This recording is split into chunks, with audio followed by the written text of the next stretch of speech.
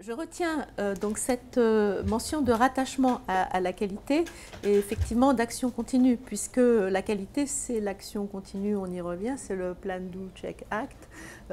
Donc je retiens que c'est un élément intéressant. Alors tous les responsables sécurité ne sont pas rattachés à la qualité. Alors c'est toujours un débat dans les congrès sécurité, on ne va pas le réouvrir là, c'est pas nécessaire, mais bon, c'est une démarche intéressante à retenir, je pense que...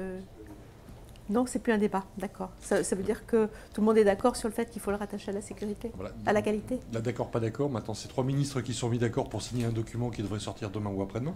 Donc, vous trouverez dans votre JO préféré. Ah, c'est au JO, donc on n'en discute plus. Voilà. Donc, en fait, il faut tendre le coup sur le positionnement du RSSI. Il n'y a pas de positionnement, je dirais, préférentiel. Idéal. Le bon positionnement d'un RSSI, c'est là où il est efficace. En revanche, de façon préférentielle, je préfère qu'un RSSI soit rattaché à la direction ou à la maîtrise des risques ou à la qualité. Ça, effectivement, je dirais c'est une logique imparable. D'abord parce que ça lui permet de voir la SSI au sens large du terme, dans sa globalité, et non pas que sur la sécurité informatique. Deuxième chose, parce que j'imagine, donc il faut prévoir quand on fait des textes comme ça, relativement grosse maille, que certaines structures auront des difficultés à mettre le RSSI à la qualité. En revanche, il est demandé un point de situation à minima 2 fois par an, avec les équipes de direction, en s'affranchissant de la voie hiérarchique et de son DSI préféré. Et si jamais il était rattaché au DSI, il est rattaché directement au DSI, non pas le N-25 dans une équipe informatique. Voilà. Merci Philippe pour ces précisions. Peut-être vous avez des questions à poser à nos...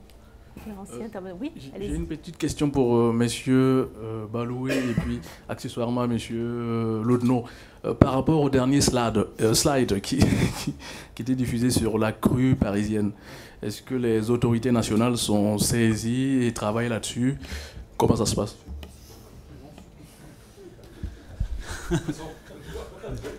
Alors, la réponse est oui, ils travaillent. Et la deuxième réponse, je confirme. Non, plus sérieusement, le risque de crue majeure est monté à la surface, sans mauvais jeu de mots, en 2001. Donc depuis 2001, on ne peut pas dire qu'il ne s'est rien passé. Donc le risque est côté pouvoir public en charge de la sécurité des biens et des personnes. Très correctement pris en charge du point de vue de sa compréhension. On ne peut pas dire qu'il y a une mauvaise, un raté dans la compréhension du truc. Après, c'est un sujet compliqué, hein, parce que je ne vais pas vous faire de dessin. Paris, 30% du PIB, plaque parisienne centralisée, la Seine au milieu, tous les pouvoirs sont là. 4,4 millions de personnes sans électricité pendant 2 mois en plein hiver. Pas d'eau potable sur le Grand Paris. Bon, voilà. Donc, c'est pas si simple. Hein. Je pense que vous comprenez aisément que les choses sont assez compliquées. En revanche, dans le radar des pouvoirs publics, il n'y a pas la continuité d'activité au sens de la continuité des activités économiques non opérateurs dans des infrastructures vitales. C'est-à-dire en clair, les artisans, les petits commerçants, et tout ce qui n'est pas vital, quoi. Enfin, tout ce qui est considéré comme étant non vital. Alors là il n'y a rien. Et les pouvoirs publics ont dit démerdez-vous. Voilà. Donc on se débrouille. Oui, monsieur, et ensuite monsieur. Oui, moi je voudrais vous donner un éclaircissement. Ça ne vous ennuie pas de vous présenter, s'il vous plaît. Oui, pardon, Olivier Oran, récurrence. Ça fait 25 ans que j'ai la chance de travailler avec les établissements de santé. Et depuis quelques mois, j'accompagne une petite structure qui travaille dans cette problématique de sécurité informatique. Et j'ai fait un gros travail de fond parce que le ministère de l'Intérieur a décidé, suite à une directive le 25 avril dernier, de mettre en place la sécurisation de ses propres locaux, de ses propres systèmes d'information, en mettant un badge dit agent pour l'ensemble des éléments du ministère de l'Intérieur. Je vais vous faire sourire parce que malheureusement, 90% des préfectures ont reçu ça par la poste, sans aucun accompagnement, sans aucune mise en garde et surtout, sur certains, sans aucun budget pour mettre en place les différents badges, les différents outils. C'est pour ça que, messieurs qui travaillent dans le monde de la santé, vous avez un référentiel par hôpital numérique qui a ses qualités et parfois ses inconvénients parce qu'il y a des morceaux qui sont un peu touchy. Je crois qu'en Alsace, on a la chance d'avoir un GCS extrêmement dynamique avec des gens qui ont excusez-moi, de la bouteille, mais la bonne, hein, celle qui ne donne pas d'alcool mais que du jus de raisin, du jus de fruits, pardon. Et aujourd'hui, tous les enjeux de ce qui est à faire dans les établissements de la région, elles mériteraient à être connues au-delà de nos frontières. Je dirais au départ de l'Alsace. On parlait tout à l'heure de la grande région de l'Est. Messieurs, dames, vous avez du boulot à faire parce que bon nombre d'entre vous ont les mêmes problématiques et n'échangent pas du tout entre eux. Beaucoup d'établissements de santé sont esselés aujourd'hui dans cette problématique-là.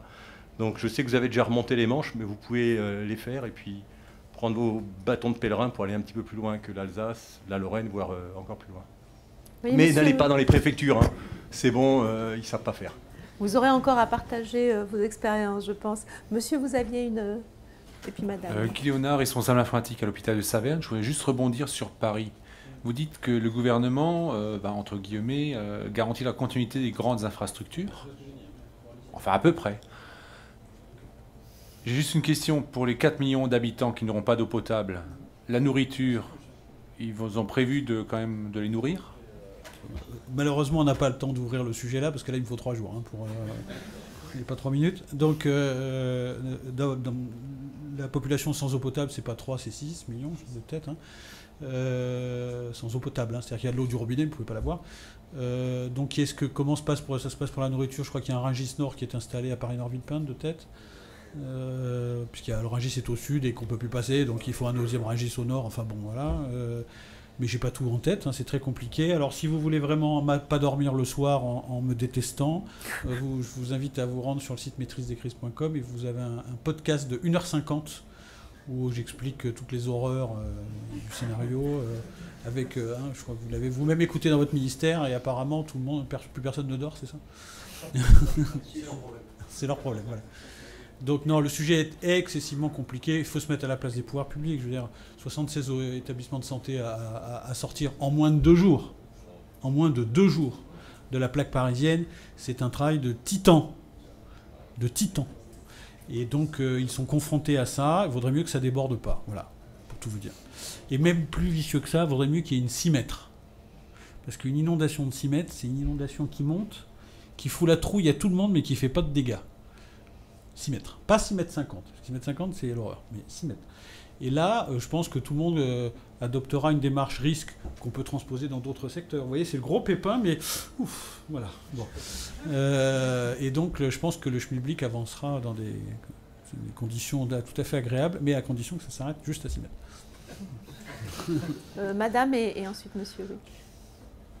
Morgane Lobréau, Alsace Santé. J'ai une question de monsieur Guy Marty sur Twitter, oui, qui demande quel est l'effet du programme Hôpital numérique sur les démarches de sécurité dans les établissements de santé.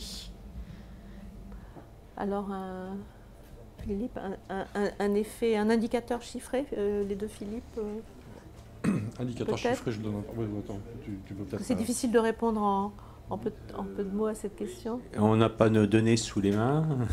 Donc, si, il y a une montée en maturité quand même. Mais il y a une montée qui se fait assez rapidement. Donc le ministère publie tous les ans un tableau de bord qui permet de suivre. Donc les indicateurs de sécurité, ils sont dans les prérequis. Ça fait partie des indicateurs de prérequis. Et il y a une maturation assez rapide depuis le début d'Hôpital numérique de ces indicateurs qu'on peut suivre. Ils sont peut-être dans l'Atlas, non ? Est-ce qu'ils sont publiés dans l'Atlas annuel ? Non, c'est pas dans l'Atlas, c'est dans le bilan Hôpital numérique qui a été publié en novembre, oui, je crois, ou quelque chose comme ça. Oui. Et voilà, on voit les courbes.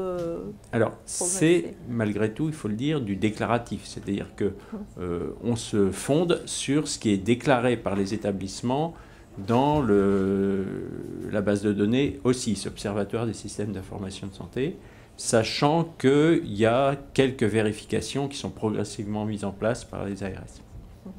Ok. Monsieur, oui. Oui, bonjour, Christophe Milon, je représente un des partenaires, Alcatel. J'ai une question, on a beaucoup parlé de sécurité des données, mots de passe, personnel, etc.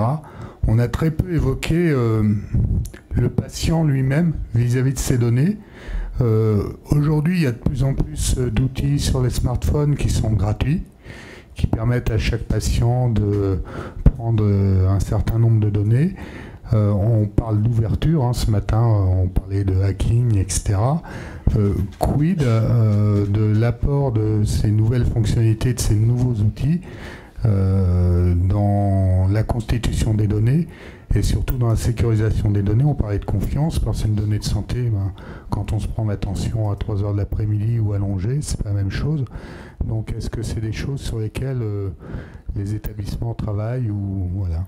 Un premier élément de réponse est que si vous pouvez rester avec nous pour la session suivante, vous aurez des éclairages complémentaires sur ces sujets. Est-ce que vous voulez répondre éventuellement sur... Moi, j'ai pas de réponse très pertinente à apporter compte tenu de la spécificité de la problématique du dossier patient.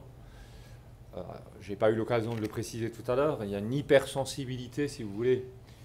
Pour l'anecdote, on en avait parlé lors de la préparation de la session d'aujourd'hui, avec un exemple très très concret.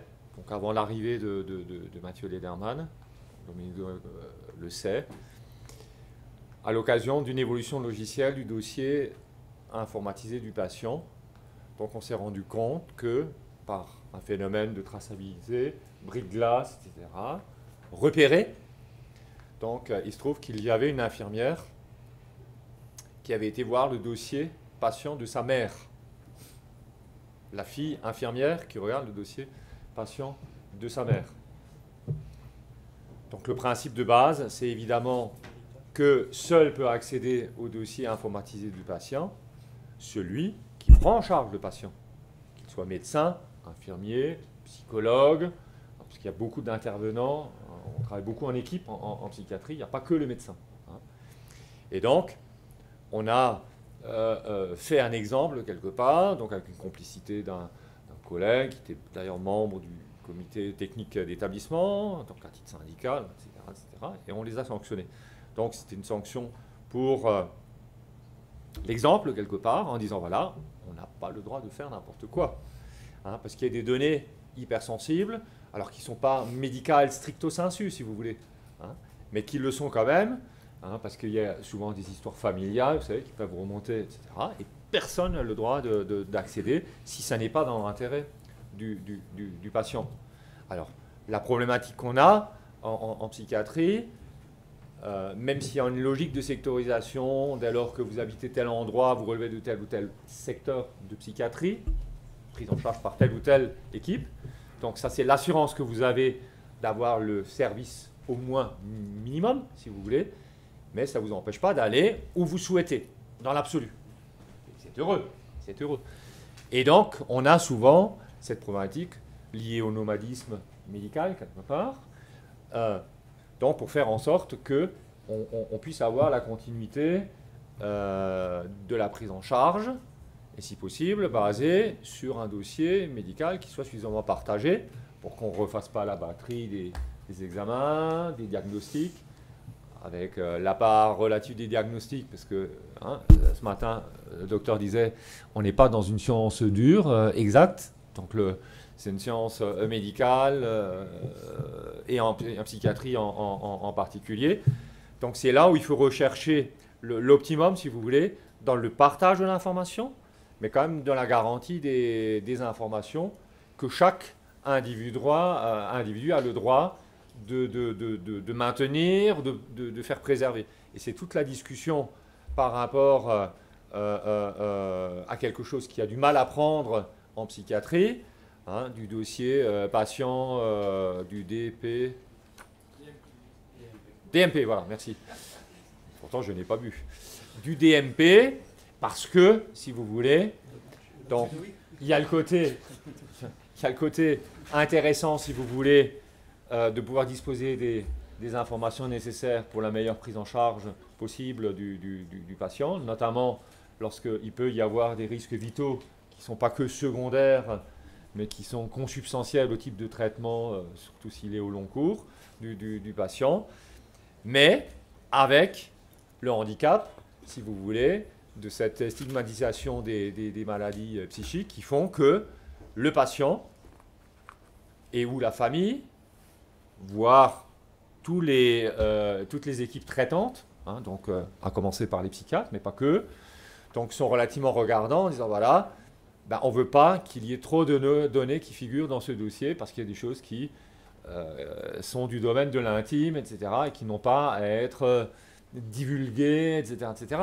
sans même parler de failles de sécurité. Je parle simplement quand le patient dit « oui, je veux bien m'inscrire dans une logique de C'est la règle du consentement. On va y revenir effectivement voilà. Tout à l'heure. Donc d'ici 20 petites minutes, merci encore à tous. Je crois que vous pouvez les remercier par vos applaudissements. Merci à tous. On se donne rendez-vous dans une petite vingtaine de minutes pour revenir sur ces sujets donc avec les 4 avocats qui nous rejoignent tout à l'heure. Bonjour. Ça va bien ? Oui.